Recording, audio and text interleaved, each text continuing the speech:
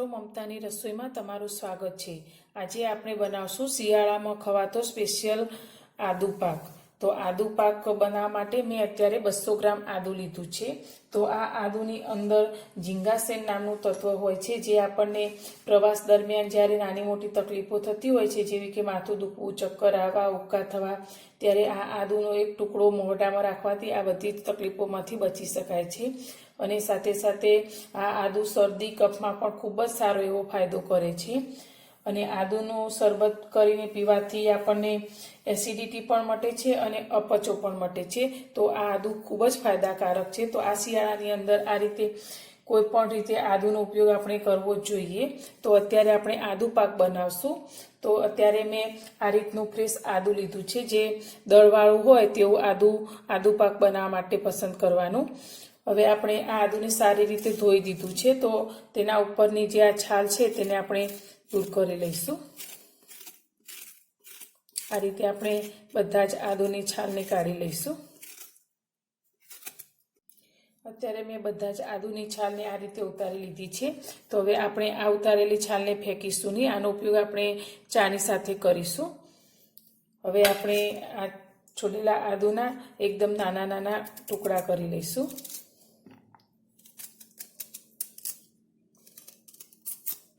આ રીતે આપણે નાના ટુકડા કરીશું।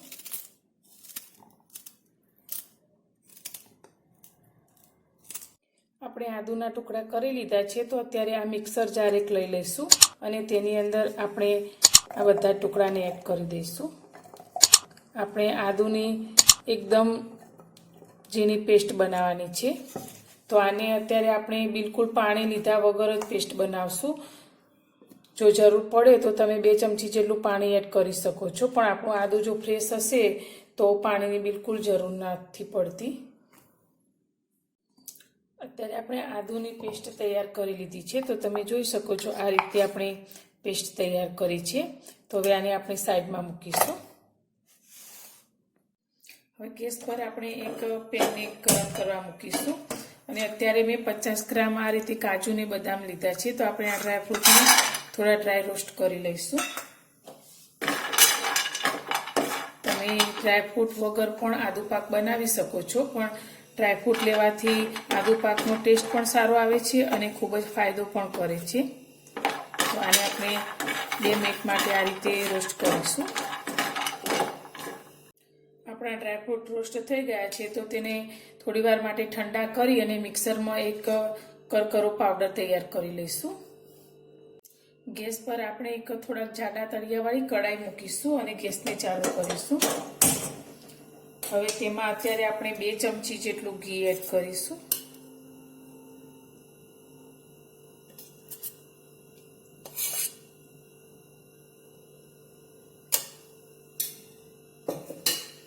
આપણું ઘી ગરમ થાય એટલે આપણે જે આદુને ક્રશ કરીને રાખ્યું છે તે આદુ આપણે આ ઘીની અંદર એડ કરીશું।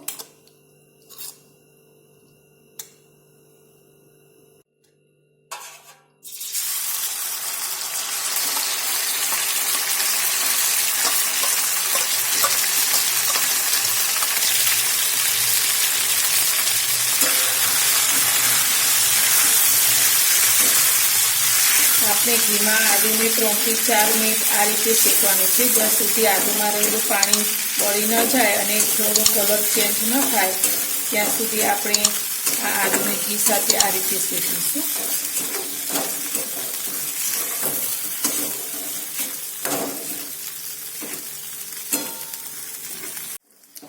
4 થી 5 મિનિટ આપણે આદુને આ રીતે ઘીમાં શેકી લીધું છે। આ રીતે ઘી સાથે આદુને શેકવાથી આદુમાં રહેલી તીખાશ ઓછી થઈ જાય છે।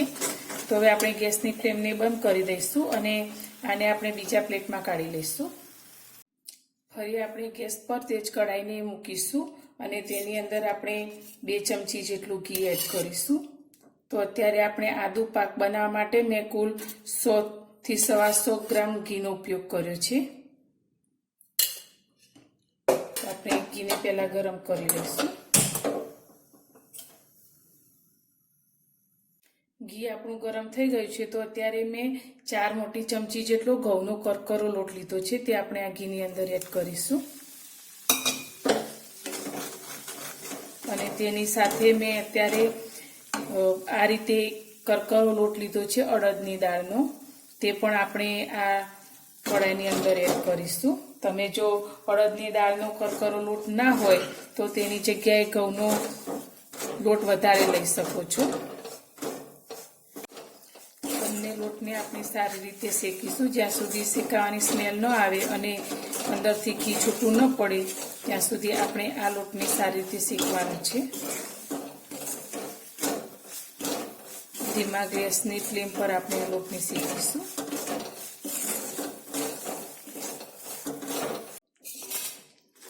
આપણા બંને લોટ સારી રીતે શેકાઈ ગયા છે અને ઘી પણ સારી રીતે છૂટું પડ્યું છે. તો હવે આપણે ગેસની ફ્લેમને બંધ કરી દઈશું અને આ લોટને પણ આપણે સાઈડમાં મૂકીશું. આપણે ફરી ગેસ પર એક કઢાઈ લીધી છે અને તેને ગરમ કરવા મૂકી છે. તો ફરી આપણે 2 ચમચી જેટલું ઘી એડ કરીશું. તો આપણે આ આદુ પાક બનાવવા માટે કુલ ટોટલ 125 ગ્રામ જેટલા ઘીનો ઉપયોગ કર્યો છે.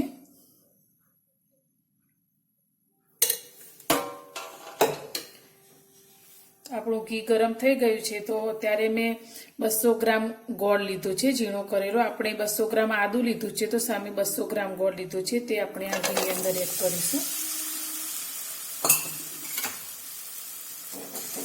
અને આપણો આ ગોળ ઓગળે નહીં ત્યાં સુધી તેને આ રીતે હલાવશું.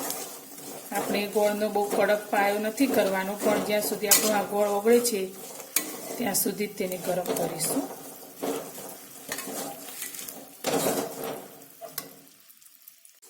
ગોળ આપણો સારી રીતે મેલ્ટ થઈ ગયો છે. તો હવે આપણે જે આદુને શેકીને રાખ્યું છે તે આપણે આની અંદર લઈ લઈશું. ગેસની ફ્લેમને અત્યારે આપણે એકદમ સ્લો કરી દઈશું. હવે જે લોટને શેકીને રાખ્યો છે તે પણ આપણે આની અંદર એડ કરી દઈશું.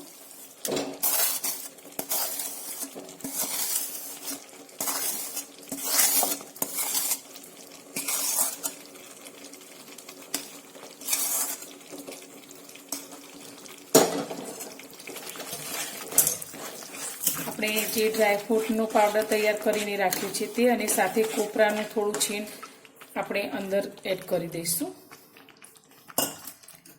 અને અત્યારે મેં 2 ચમચી જેટલો ગંઠોડાનો પાવડર લીધો છે તે પણ આપણે આની અંદર એડ કરી દઈશું. બધું જ આ રીતે બરાબર મિક્સ કરીશું.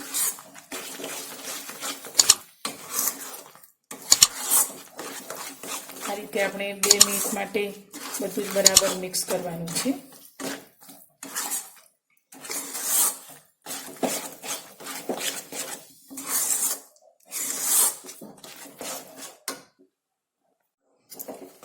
બરાબર મિક્સ થઈ ગયું છે. તો હવે આપણે ગેસની ફ્લેમને બંધ કરી દઈશું.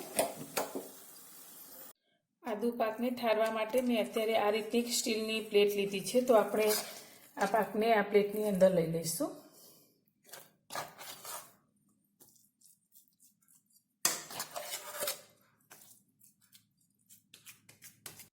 આદુ પાકને આપણે આ રીતે પ્લેટમાં ઠારી લીધું છે. તો ઉપરથી હવે આપણે થોડાક ડ્રાયફ્રૂટથી ગાર્નિશિંગ કરી લઈશું આ રીતે. અને આને આપણે 1 કલાક માટે આ રીતે જ સેટ થવા રાખીશું. અને ઠંડો થાય પછી જ આપણે તેના પીસ કરીશું.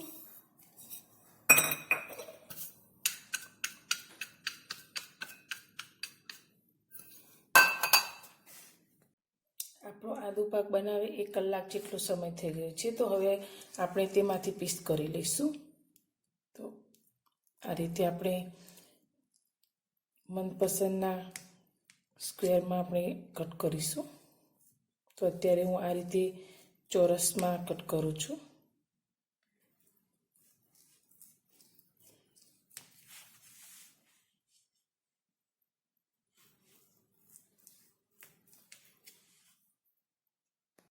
તૈયાર છે આપણો આદુ પાક. આ આદુ પાક આપણે નાનાથી મોટા દરેકને ભાવશે અને ખૂબ જ ટેસ્ટી લાગે છે. તો મારી આ રેસીપી તમને પસંદ આવી હોય તો વિડીયોને લાઈક જરૂરથી કરજો. તો તમે જોઈ શકો છો એકદમ સરસ આપણો આ આદુ પાક તૈયાર થાય છે.